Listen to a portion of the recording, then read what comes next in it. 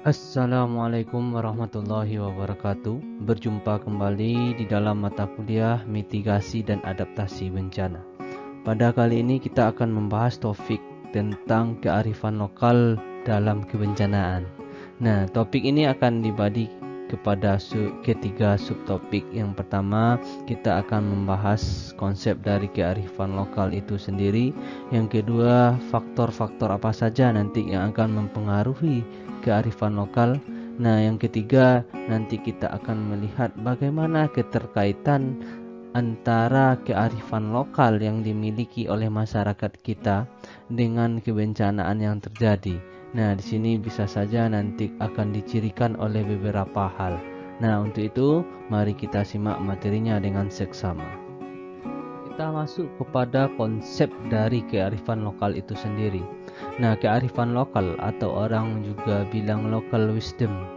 Nah, ini merupakan sebuah bagian dari budaya suatu masyarakat yang tidak dapat dipisahkan dari bahasa masyarakat itu sendiri. Nah, kearifan lokal biasanya dia diwariskan turun-temurun dari satu generasi ke generasi yang berikutnya. Nah, pewarisan itu dilakukan dengan cara mulut ke mulut. Nah, pewarisan budaya, pewarisan sikap, pewarisan perilaku dari masyarakat nenek moyang mereka, kemudian selalu diwariskan sampai saat sekarang ini. Nah, konsep dari kearifan lokal ini bagian dari budaya yang diwariskan dari satu masyarakat ke masyarakat yang lain itu, konsepnya adalah kearifan yang positif. Namanya juga kearifan. Nah, ini dia merupakan pewarisan perilaku yang bagus, yang positif, yang bisa memberikan petunjuk, yang bisa memberikan jalan keluar, yang bisa memberikan solusi permasalahan terhadap lingkungan sekitar bagi anak cucu mereka. Nah, diharapkan dengan adanya local wisdom atau kearifan lokal yang selalu diturunkan oleh nenek moyang sampai kepada kita saat ini, tujuannya baik. Nah, itu tidak lain dan tak bukan adalah untuk melestarikan lingkungan sekitar kita. Bentuk dari kearifan lokal itu, dia bisa ditemukan di dalam masyarakat berupa apa? Nah, itu dia bisa berupa nilai-nilai, norma-norma, etika, kepercayaan, adat istiadat, hukum adat maupun aturan-aturan khusus yang ada di sana. Nah, mungkin Anda sekalian sudah mengetahui bagaimana nilai-nilai yang ada pada lingkungan masyarakat kita, norma-normanya, etika, bahkan adat istiadat yang mengatur tentang kearifan lokal ini. Nah, inilah nanti bentuk-bentuk kearifan lokal yang akan muncul di lingkungan masyarakat. Nah, jadi bentuk kearifan lokal itu dia tidak hanya satu saja nanti. Nah, bentuk kearifan lokal itu sesuai dengan yang kita katakan tadi, dia bisa atau dapat dilihat dari nilai, norma, etika, kepercayaan, adat istiadat, hukum adat maupun aturan-aturan khusus yang ada di daerah itu sendiri. Nah, yang perlu kita pahami di sini lagi, namanya juga kearifan lokal. Berarti nilai-nilai itu hanya bisa ditanamkan untuk lokal saja, di suatu tempat itu saja. Skopnya kecil. Nah, biasanya di daerah Sumatera Barat itu dipengaruhi oleh nagari. Nah, itu akan ada adat istiadat, etika, norma-norma yang terkandung yang hanya mengikat kaum atau suku yang ada di dalam negara tersebut. Nah, jadi intinya kearifan lokal itu dia skopnya hanya lokal saja. Nah, jadi dia tidak bisa dipraktekkan di tempat lain dengan hukum yang sama. Bisa dipraktekkan di tempat yang lain, tetapi dia tidak akan berjalan baik ketika dibandingkan dengan tempat aslinya berada. Faktor yang mempengaruhi sehingga lahirlah sebuah kearifan lokal pada suatu wilayah itu adalah, yang pertama itu dilihat dari letak geografis suatu wilayah. Nah, letak geografis wilayah sangat mempengaruhi terhadap budaya, nilai, norma, dan etika yang terjadi pada masyarakat. Nah, ini bisa kita lihat antara masyarakat yang berada di daerah pegunungan dengan masyarakat yang berada di daerah pantai. Nah, ini nanti yang akan membentuk karakteristik, membentuk sikap, membentuk etika yang berbeda antara kedua wilayah tersebut. Nah, dengan adanya letak geografis yang berbeda, sehingga muncullah yang kedua, adat dan istiadat. Nah, namanya adat yang sifatnya mengikat suatu kaum yang ada di dalamnya, inilah nanti yang memunculkan kearifan lokal pada lingkungan tempat tersebut. Nah, faktor yang terakhir yang mempengaruhi munculnya sebuah kearifan lokal itu adalah ada atau tidaknya asimilasi dan akulturasi yang terjadi di tempat tersebut. Nah, asimilasi itu merupakan memadukan antara dua buah atau lebih kebudayaan yang berbeda. Nah, sedangkan akulturasi yaitu menerima budaya baru tetapi budaya yang lama itu tidak dihilangkan. Nah, di sini nanti yang akan mempengaruhi kearifan lokal. Nah, ada atau tidaknya asimilasi maupun akulturasi. Nah, semakin banyak asimilasi, semakin banyak akulturasi. Nah, inilah nanti yang akan menghilangkan nilai budaya atau kearifan lokal masyarakat yang ada di sana. Adapun ciri-ciri sehingga kita bisa menilai etika, norma, sikap, tata nilai yang ada pada suatu masyarakat itu dikatakan kearifan lokal adalah sebagai berikut. Nah, yang pertama, ciri-ciri kearifan lokal itu adalah sanggup bertahan terhadap budaya luar. Nah, di sini dengan adanya asimilasi, dengan adanya akulturasi. Nah, apakah nanti kearifan lokal itu dia mampu bertahan atau tidak? Nah, inilah yang terjadi pada saat sekarang ini. Nah, ancaman terbesar terhadap budaya kita dikalahkan oleh budaya luar, budaya K-pop, budaya Korea. Nah, banyak masyarakat atau yang muda-muda pada saat ini sudah mulai luntur nilai-nilai budaya yang dia miliki.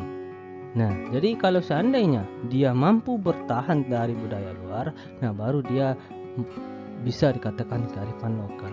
Nah, yang kedua, mempunyai kemampuan mengakomodasi unsur-unsur budaya luar. Nah, maksudnya apa? Bisa mengakomodasi unsur-unsur budaya luar. Nah, jadi dia tidak bisa juga menolak budaya luar, tetapi dia bisa menyatukan, mengakomodasikan budaya-budaya luar itu dengan kearifan lokal. Nah, yang berikutnya, memiliki kemampuan mengendalikan. Nah, jadi dengan dia punya kearifan lokal, bisa bertahan dan bisa juga dia mengendalikan budaya atau kearifan yang dimilikinya itu. Nah, yang terakhir itu ciri-ciri kearifan lokal itu adalah sanggup memberikan petunjuk pada perkembangan budaya. Nah, kalau seandainya sekarang perkembangan budaya luar dibandingkan dengan budaya yang ada pada masyarakat Indonesia, nah sanggup nggak kearifan lokal ini memberikan sebuah petunjuk pandangan tentang perkembangan budaya? Nah, ini tidak sedikit banyak kearifan-kearifan lokal yang hilang pada saat ini karena adanya perkembangan budaya yang sudah merajalela. Sekarang kita akan masuk kepada karakteristik dari sebuah kearifan lokal. Nah, yang pertama, karakteristiknya adalah menggabungkan antara ilmu pengetahuan kebijakan yang mengajarkan orang tentang etika serta nilai-nilai moral. Nah, makanya sebagian kearifan lokal yang kita jumpa itu dia bisa berupa nilai maupun moral-moral yang ditanamkan oleh leluhur yang diwariskan kepada generasi yang berikutnya. Nah, yang kedua, karakteristik kearifan lokal itu adalah mengajarkan orang untuk mencintai alam. Nah, makanya adanya dilarang ini, dilarang itu. Nah, yang berikutnya, karakteristik itu adalah berasal dari komunitas yang lebih tua. Maksudnya apa? Ada suatu warisan yang diturunkan secara temurun dari nenek moyang sampai kepada generasi-generasi yang berikutnya sampai saat ini. Nah, itu karakteristik yang ketiga. Nah, bentuk karakteristik kearifan lokal yang terakhir itu dia Kearifan lokal itu dia bisa berbentuk nilai, norma, etika, adat istiadat, hukum, adat, aturan-aturan khusus lainnya. Nah, inilah nanti karakteristik dari sebuah kearifan lokal. Nah, jadi nanti kalau kita membahas kearifan lokal, nah dia punya karakteristik. Kalau seandainya karakteristiknya tidak sampai yang 4 ini, nah apakah dia nanti bisa tergolong kearifan lokal atau ada satu lagi pengetahuan lokal. Nah, antara kearifan lokal dengan pengetahuan lokal dia beda. Kearifan lokal itu dia sudah dipraktekkan. Nah, sedangkan pengetahuan lokal dia hanya berupa pengetahuan yang diwariskan secara turun-temurun, tetapi pengetahuan itu tidak dia lakukan, tidak dia praktekkan. Sedangkan kearifan lokal itu merupakan tindak lanjut dari pengetahuan lokal. Kearifan lokal yang sudah dibangun oleh masyarakat atau dibangun oleh nenek moyang, diwariskan kepada generasi sampai saat sekarang ini, dia bukan hanya sebuah aturan atau norma-norma begitu saja, tetapi dia mempunyai fungsi sehingga kearifan lokal itu dilakukan. Nah, apa kita sudah kenal atau belum tentang fungsi dari kearifan lokal? Nah, sekarang kita akan lihat seberapa besar atau bagaimana fungsi dari kearifan lokal itu. Nah, yang pertama, fungsi kearifan lokal itu adalah untuk mengkonservasi pelestarian sumber daya alam. Nah, jadi untuk melindungi alam semesta. Nah, jadi dengan adanya kearifan lokal, nah kita sudah membantu pihak pemerintah dalam mengkonservasi dan pelestarian sumber daya alam. Nah, yang kedua, fungsi dari kearifan lokal itu adalah pengembangan sumber daya manusia. Nah, disinilah nanti SDM kita diuji. Nah, apakah kita memiliki SDM atau tidak? Itulah nanti kita akan bisa di sini kita kembangkan di dalam kearifan lokal. Nah, fungsi yang ketiga itu adalah pengembangan kebudayaan dan ilmu pengetahuan. Dengan adanya etika, adat istiadat, norma, aturan-aturan yang berlaku, disitulah nanti budaya akan ditunjukkan. Nah, makanya saat sekarang ini kearifan lokal itu sangat ditonjolkan oleh pemerintah. Sehingga apa? Salah satu produk dari kearifan lokal itu adalah budaya-budaya yang ada pada suatu tempat. Nah, budaya-budaya inilah nanti yang diekspos oleh orang-orang sehingga nanti diangkatlah dia ke publik. Nah, yang berikutnya sebagai petuah atau kepercayaan dan pantangan. Nah, inilah nanti yang akan dimunculkan aturan-aturan atau bisa saja sajak saja maupun larangan-larangan yang ada. Nah, yang ketiga, yang berikutnya, fungsi kearifan lokal itu adalah bermakna sosial. Nah, sosial itu maksudnya apa? Itu kita bisa berinteraksi dengan manusia yang lain atau masyarakat yang sudah ada satu ikatan di dalam kearifan lokal itu sendiri. Nah, yang keenam itu bermakna etika dan moral. Nah, kita tahu salah satu karakteristik kearifan lokal itu dia bisa berupa etika, bisa berupa moral tadi. Nah, yang terakhir, fungsi dari kearifan lokal itu adalah bermakna politik atau hubungan kekuasaan. Nah, bisa saja nanti dengan adanya kearifan lokal kita bisa melihat budaya atau hubungan kekerabatan antara kaum A atau suku A dengan suku B. Nah, di sini nanti akan ada beberapa kebudayaan yang sama antara suatu wilayah A dengan wilayah B. Nah, bisa saja itu bermakna politik atau hubungan kekuasaan yang terjadi pada zaman dahulu. Sekarang kita akan masuk kepada subtopik yang berikutnya, yaitu keterkaitan antara kearifan lokal dengan kebencanaan. Nah, sekarang kita flashback dulu kepada konsep kebencanaan. Apa itu bencana?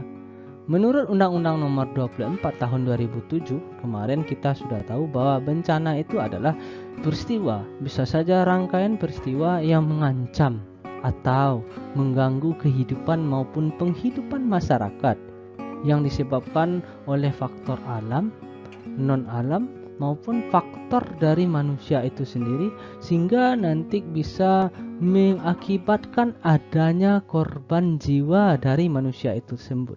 bisa saja kerusakan lingkungan, kerugian harta benda, maupun dampak psikologis. Nah, inilah konsep dari sebuah bencana. Disinilah nanti kita akan mengaitkan apakah nanti kebencanaan atau kearifan lokal yang ada atau yang sudah dibangun oleh sebuah masyarakat atau sebuah komunitas. Nah, apakah dia nanti bisa berkaitan dengan bencana? Apakah dampak yang dihasilkan oleh kearifan lokal itu positif maupun negatif? Nah, jadi nanti di sini nanti akan ada implementasi dari kearifan lokal yang bisa kita lihat dari lingkungan sekitar terhadap kebencanaan. Kita tahu bahwa Indonesia itu merupakan negara yang sangat rawan terhadap bencana, terutama bencana alam. Nah, bencana alam nanti dia akan menimbulkan bencana alam, bahkan nanti dia bisa menimbulkan bencana sosial. Nah, dengan inilah butuh manajemen bencana yang sudah diterapkan oleh masyarakat, yang diterapkan oleh pemerintah. Nah, manajemen bencana itu akan berhasil mulai dari perencanaan sampai rekonstruksi ketika masyarakat berperan aktif di sana. Nah, melihat dari beberapa bencana yang sudah terjadi, nah, Indonesia atau pemerintah Indonesia harus meningkatkan pengurangan risiko bencana. Nah, supaya apa? Risiko ini dia tidak bisa berubah menjadi bencana. Nah, jadi pengurangan risiko inilah nanti yang akan kita lakukan, sehingga dimulai dari hal yang paling dasar dari itu. Apa hal yang paling dasar? Yaitu mengoptimalkan kearifan lokal yang ada pada masyarakat. Sehingga apa? Sehingga nanti kearifan lokal inilah nanti yang akan membantu di dalam memanajemen bencana yang hampir ada di setiap suku, bangsa atau daerah yang ada di Indonesia. Nah, jadi di sini nanti kearifan lokal akan membantu pemerintah di dalam memanage sebuah bencana. Nah, jadi nanti akan ada hubungan yang positif antara kearifan lokal yang dimiliki oleh masyarakat dengan bencana. Nah, apakah nanti kearifan lokal prakteknya bagus? Apakah tidak? Nah, kalau seandainya praktek kearifan lokal itu bagus di suatu wilayah, nah inilah nanti yang akan membantu pemerintah di dalam manajemen bencana. Kita tahu bahwa salah satu faktor yang menjadikan atau lahirnya kearifan lokal itu adalah keadaan geografis suatu wilayah. Nah, kalau kita bawakan kepada keadaan geografis suatu negara kita Indonesia, nah dia dilalui oleh lempeng samudra dan lempeng benua, sehingga disinilah nanti yang akan terjadi multi bencana. Nah, jadi bencana inilah nanti bagaimana masyarakat yang ada di Nusantara atau masyarakat adat, bagaimana mereka menghadapi sebuah bencana.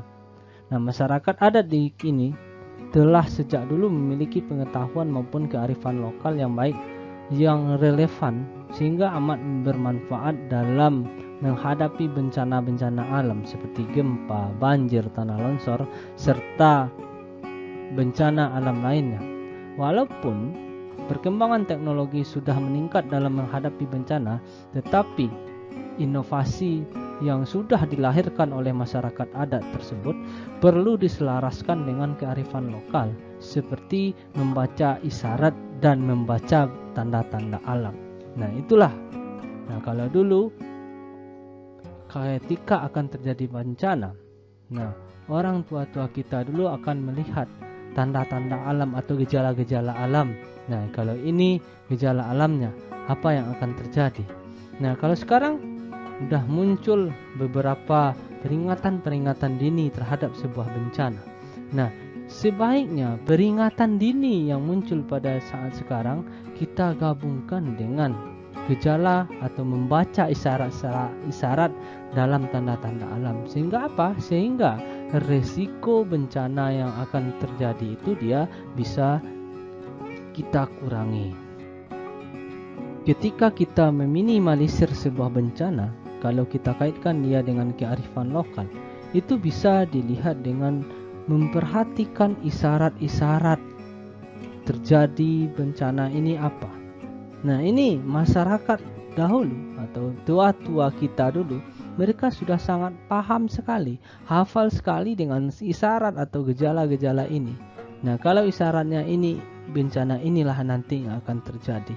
Nah, ini dianggap ampuh di dalam memanajemen bencana, dianggap ampuh dalam mengurangi resiko maupun bahaya bencana, baik itu bencana alam gunung api, longsor, dan sebagainya.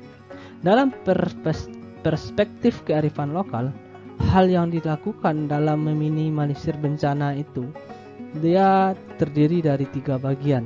Nah, yang pertama, masyarakat adat bisa mengamati satwa sebagai fenomena alam yang kemudian jadi petunjuk atau tanda datangnya sebuah bencana. Nah, inilah nanti misalnya akan ada burung-burung yang dari arah laut terbang ke arah daratan. Nah, ini kata orang tua-tua dulu, ini akan terjadi badai atau tingginya permukaan air laut. Nah, bisa saja nanti di dalam hutan, nah, terjadi suara aneh-aneh dari satwa liar itu. Nah, ini nanti bencana apa pula yang akan terjadi. Nah, ketika akan terjadi suatu bencana alam, nah, alam itu dia sebenarnya akan memberi kode-kode, isyarat-isyarat. Nah, kode-kode tersebut atau isyarat-isyarat tersebutlah kemudian inilah nanti yang ditafsirkan oleh tetua-tetua kita, oleh masyarakat-masyarakat nenek moyang kita sebagai isyarat akan datangnya bencana. Nah, dengan memperhatikan gejala-gejala alam yang ada, petanda-petanda ini, nah, inilah nanti yang akan menjadikan kearifan lokal masyarakat di dalam menilai sebuah bencana. Nah, dengan adanya kearifan lokal masyarakat terhadap bencana, diharapkan bisa membantu pihak pemerintah di dalam memanajemen sebuah bencana. Nah, perspektif kearifan lokal dalam meminimalisir atau memanajemen sebuah bencana itu, bencana alam itu dia juga dapat dilihat dari gerak-gerik hewan yang tak biasa. Nah, kita contohkan kolam, kita punya kolam ikan lele. Nah, ini nanti kita akan lihat bagaimana ikan itu merespon terhadap bencana gempa. Nah, ikan lele itu dia memiliki sensitivitas yang sangat tinggi terhadap pergerakan tanah, termasuklah di sana nanti gempa bumi. Nah, bila terjadi getaran yang terjadi di dalam tanah, nah, maka ikan lele ini akan berkecimpung aktif dan akan mengibaskan air sebelum datangnya bencana. Nah, inilah beberapa hal yang akan membantu masyarakat, membantu pemerintah di dalam memanajemen sebuah bencana. Nah, jadi intinya masyarakat adat, masyarakat yang mempunyai kearifan lokal, nah, inilah nanti yang akan bisa dilanjutkan menjadi masyarakat yang tangguh akan bencana, karena mereka punya isyarat-isyarat tertentu di dalam memaknai alam ini supaya bencana itu dia dapat diminimalisir.